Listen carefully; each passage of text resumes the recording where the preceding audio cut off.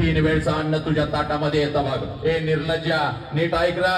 3 वेळचं अन्न तुझ्या ताटामध्ये येतं आणि ते 3 वेळचं अन्न, ते 3 वेळचं अन्न, ते 3 वेळचं अन्न रोज ताटात यावं म्हणून सकाळी 7 वाजता तुझा बाप घर सोडतो, रात्रीच्या 10 वाजता तुझा बाप घरी येतो. हे पोरी पळत पळत आज घरी जायचं बघ. हे घरी जायचं, आईला कुठलाच प्रश्न विचारायचा नाही, फक्त बापाची वाट बघत बसायचं. 6 वाजतील, 7 वाजतील, 8 वाजतील, 9 वाजतील, कितीही वाजू दे, बाप घरी येईल बघ. आणि आल्या आल्या बाप घरी एक काम करायचं पोरी, कशाचाही विचार करायचा नाही पोरा. सगळी बंधनं तोडून टाकायची बघ, सगळी बंधनं तोडून टाकायची आणि पळत पळत जायचं आणि आपल्या बापाला अगोदर कडकडून मिठी मारायची. एवढ्या घट्ट मिठी मारायची, एवढ्या घट्ट मिठी मारायची, एवढ्या घट्ट मिठी मारायची. बापाच्या डोळ्यामध्ये टच करून पाणी आलं पाहिजे. हे बापाच्या डोळ्यातलं पाणी तुझ्या गालावर पडत तुझ्या बापाने तुला विचारलं पाहिजे, पोरी काय झालं ग पोरी? हे पोरी काय झालं? शाळेमध्ये कोण काय बोललं का? कॉलेजमध्ये कोण काय बोललं का? तुला काय हवं का? तुझी आई काय बोलली का?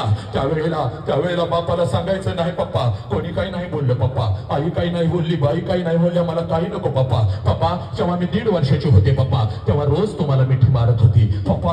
मला आई रागवली तर मी अंगणामध्ये रडत उभी राहत होती. जसं तुम्ही येत होता तुमच्या गळ्यामध्ये पडत होती, हंबरडा फोडत मी तुम्हाला सांगत होती पप्पा पप्पा मला आईनं मारलं पप्पा. तुम्ही मला उचलून घेत होता, तुम्ही मला सांगत होता चल आपण दोघं मिळून तुझ्या आईला मारूया. तुम्ही माझी समजूत काढण्यासाठी अंगणामध्ये माझ्यासाठी घोडा होत होता, तुमच्या पाठीवर मी बसत होती. माझा घोडा म्हणून तुम्हाला अंगणभर फिरवत होती पप्पा.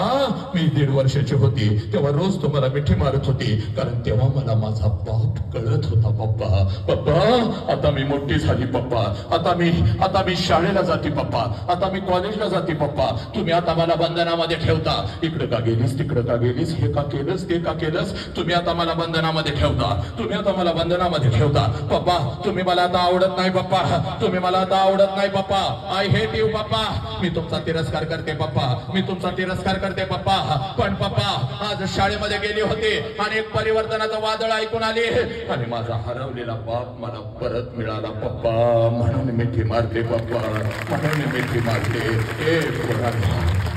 आज पळत पळत जायचं आणि त्या गरीब बापाला मिठी मारायची.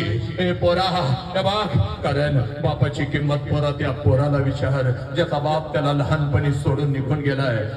बापाची किंमत त्या पोराला विचार, त्याचा बाप त्याला